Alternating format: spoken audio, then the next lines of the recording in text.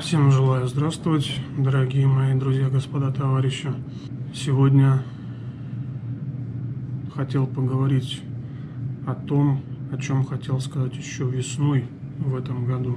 Весной не хотелось особо там разговаривать на эту тему, а то сказали бы, что типа там хайпует человек там на чужом горе и так далее. Помните, у нас, значит, год назад, по-моему, в Керчи там кто-то что-то стрелял там в школе. Потом весной или в начале лета это было, ну точно не помню. Еще один расстрел был там где-то, то ли в нет, в институте это сейчас. Короче говоря, весной после всех этих случаев, после случая с расстрелом там в школе, да, президент тут же отреагировал, типа, ребята, точнее он не отреагировал, а дал поручение, да, значит, ужесточить законодательство в плане разрешения на приобретение, хранение оружия и так далее. Ну, давайте начнем с того, что у нас, в принципе, это оружейное законодательство является одним из самых строгих среди стран. То есть у нас для того, чтобы получить разрешение на охотничье ружье или оружие, либо там на травмат, так это ты задолбаешься бегать. Плюс все вот это вот охотничье законодательство, оно реально настолько зарегулировано, что знать, помнить все эти правила, законы и все остальное, это, этим нужно постоянно заниматься, да. Но все равно наша власть, она постоянно, значит, когда что-то случается у нас, неважно, с оружием, не с оружием, там, что-нибудь в автомобильной сфере, там, или еще где-то, первая реакция власти у нас постоянно что? Зажать, запретить, зарегулировать, ужесточить, наказать, оштрафовать. То есть, если есть у нас что-то работающее, и есть какие-то прецеденты, которые что-то это работающее, какой-то механизм нарушают, то вся логика всех наших властей, всех уровней, начиная там от, я не знаю, от главы сельсовета и заканчивая президентом, она сводится только к одному: ужесточить, наказать, оштрафовать, запретить, посадить, короче, полностью ограничить. Никто из всей вот этой вот кодлы административный, он не задумывается о том, что запретами ничего не решишь. Нужно искоренять вообще саму проблему, которая возникает, да. Вот. Ну и, соответственно, возвращаясь к нашей теме, после всех этих стрельбищ в учреждениях, в очередной раз поручили ужесточить оружейное законодательство. Хорошо, черт с ним.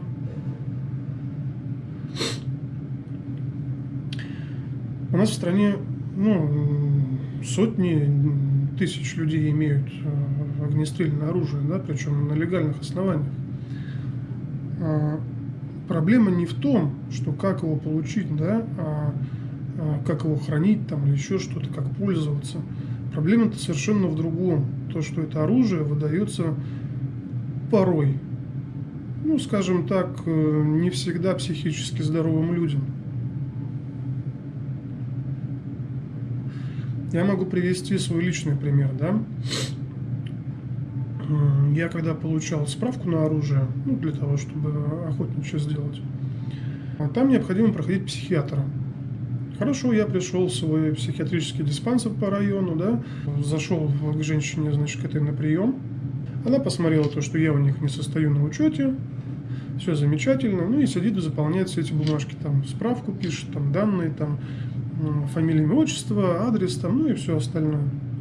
И такая сидит, значит, и невзначай спрашивает, чем, говорит, полуостров отличается от острова. Я сначала вроде как затупил, не совсем понял, я говорю, вы это мне? Она говорит, да. Я говорю, полуостров как бы он соединен с сушей, да, с материковой частью, а остров нет, он со всех сторон окружен водой. Она говорит, да, хорошо, ладно, понятно. Сидит дальше, пишет. Я говорю, слушайте, а если человек, психически здоров, но он дебил, ну, там, в школе не учился, да, или там, или, ну, не то, что дебил, там, полнейший дурак, да, ну, необразованный, скажем так. Извиняюсь, тут немножко отвлекли. Значит, на чем мы остановились-то? Да, на том, как я проходил психолога, психотерапевта. Всего один вопрос, да, как бы, ну, ответил и ответил, все. Как вот у меня психотерапевт вот узнал, как бы, да, там, видимо, ну, со временем глаз алмаз, глаз рентген, да, сразу по человеку видит. Ну да, я говорю, слушайте, если человек, ну, необразованный, неграмотный, вы ему какой-нибудь вопрос задали, да, это же не говорит о том, что он психически нездоров. Ну, на что мне дали ответ. У нас, говорит, есть еще другие методы, другие вопросы там и так далее. Ну ладно, хорошо. Прошел я всех этих, значит, психотерапевтов и так далее. В принципе, я так могу понять, то, что по всей стране такая же ситуация, да? Когда человек приходит за справками для того, чтобы сделать документы на оружие. В принципе, ну, если он так более-менее адекватно выглядит, да, вот, ну, там, нормально себя ведет, там, не дергается, там, да, и так далее, то, пожалуйста, любой психиатр вам за буквально там 3 минуты выпишет эту справку, задав всего один какой-нибудь там, ну, может, 2 вопроса. Так вот, я понять не могу, а что мы будем ужесточать-то? Что еще можно ужесточить? Ведь и так уже все ужесточено. Надо просто сделать так, чтобы та система, которая уже есть, нормально работала. Чтобы психиатр, когда к нему люди приходят за справкой на оружие, нормально полностью делал свою работу так, как это необходимо. Ну, я уверен, что это явно вот опрос человека, пришедшего за такой справкой, он не заключается в одном вопросе. Существуют же, наверное, какие-то методички, указания, там еще что-то для врачей. Да, может быть, это как-то будет растягиваться по времени. Да, может быть, там у врача еще какие-то дела. Хорошо, давайте тогда как-то по отдельным дням недели там, или там дополнительного сотрудника в штат нанимайте под это дело или еще что-нибудь. Едем дальше. Вспомним про нашу родную великую и могучую армию. Те, кто служил в армии, они меня поймут. Вот смотрите, вообще, как я попал в армию, да, и что при этом сопутствовало. Именно вот как бы в плане всей вот этой психиатрической темы и так далее. Значит, в классе в 9, по-моему, весной, была уже весна, да, было уже тепло на улице, нас, пацанов с класса, там, ну сколько нам, 14-15 лет, что-то в этом роде было, ОБЖшник собрал и там после там 3-го или 4-го урока повел в военкомат ставить нас на учет, ну как призывников. Там, по-моему, по достижении 15-летнего возраста или что-то в этом роде. Там получаешь такую карточку призывника, где-то она у меня, кстати, тоже дома валяется еще. И там, значит, мы проходили медкомиссию. Ну, естественно, там терапевт, хирург, там смотрит, чтобы у тебя там не было операций, там еще что-то. Рост, вес, пульс, там, замеры давления, ну, все стандартно. Вот. И там был такой тест, ну, что-то на вроде, как мы его назовем, профпригодность, допустим, там, да, что-то в этом роде он называется. Значит, его проводят с целью определить, то есть, ну, к чему человек склонен, там, к какой направленности деятельности, там, больше он, как бы, физик или, там, теоретик, там, да, гуманитарий, там, или технарь. Ко всему к этому, этим тестом выявляются еще все вот эти вот морально-волевые качества, психотип человека, там какие-то склонности его и так далее. Тест состоял, по-моему, то ли из 200 или 300 вопросов. Там разные варианты ответов. Там сначала тебе зачитываются утверждения, потом отрицания. Ты должен как-то с ними согласиться или нет. Выставить там по 5-бальной шкале оценку или там в другом тесте там просто там поставить галочку, согласен или нет с этим делом. Профотбор. Это, ну, по сути, профотбор. В том числе вот этот тест, его анализируют и психотерапевты, и психиатры, да, и смотрят, Может быть, это, блин, шизофреник какой-нибудь, там, у него уже там начинается какие-нибудь отклонения. Не суть. Запомним, первый раз в военкомате, по-моему, в 15 лет прошел я такой тест. Далее. Поступал, значит, в военное училище. Нас было, сейчас скажу, в казарме нас жило 180, по-моему, с лишним человек. В итоге, после там всех экзаменов и так далее, осталось 154 зачислили. То есть там 30 или 40 это только с нашей казармы вылетело. Там еще ребята, которые поступали, жили и на другом этаже, но не суть.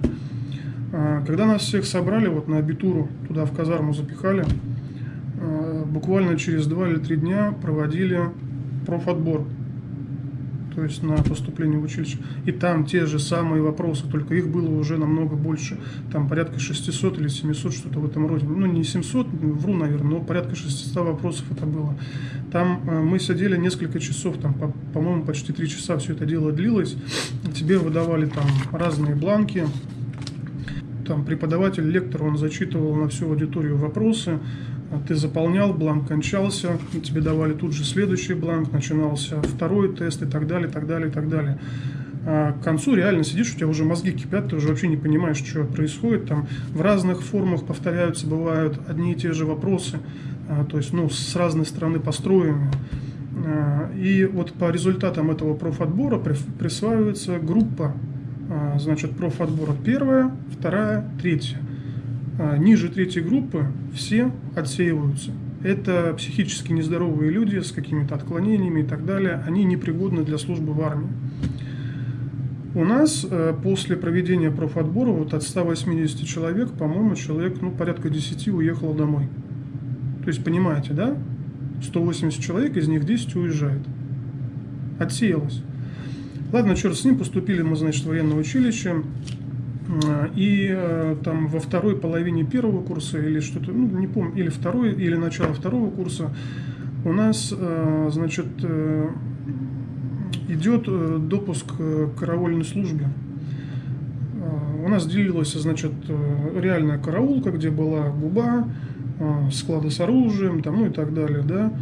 Потом второй караул, это был чисто патруль на полигоне, там просто со штык-ножами ходили. А вот в первом карауле ходили с оружием, с калашами, вот эти вот АК-74, по-моему, у нас были, с деревянным прикладом, не складывающиеся, 7,62. Перед тем, как допускать людей в караул, весь курс еще раз прогнали по этому профотбору и разделили на группы.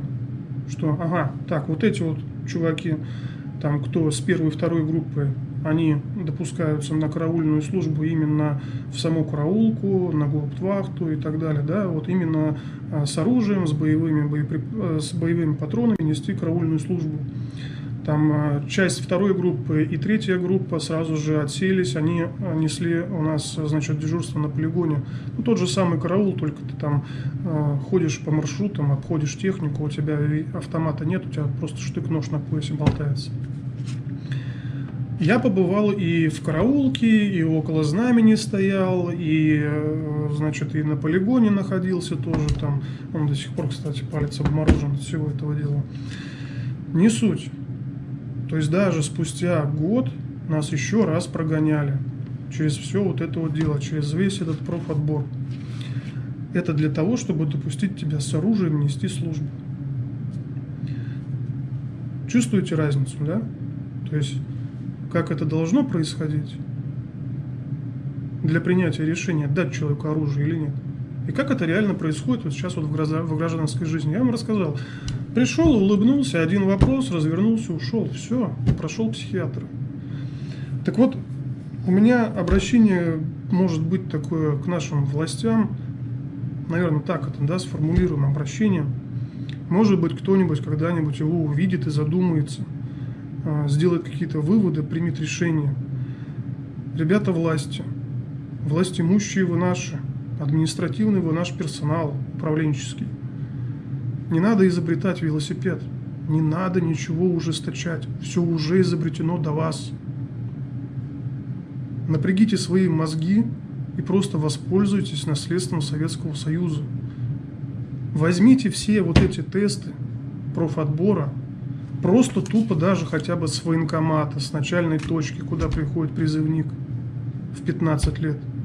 Возьмите их и внедрите так, чтобы психиатр, психотерапевт, к которому приходит человек за справкой на оружие, сначала прогнал его по этому тесту. В принципе, это, сколько там, это полчаса времени на одного человека. Ну и что? Ну, хотя бы вы будете уверены в том, что, выдавая справку человеку на оружие, вы подтверждаете, что он действительно прошел какое-то тестирование, у него есть определенный психотип, согласно этого теста, который вы выявили. И вы уже думаете, буду я ему давать эту справку или не буду. А сегодня это происходит направо и налево. Как я, опять же, говорю, рассказал вот в начале видео.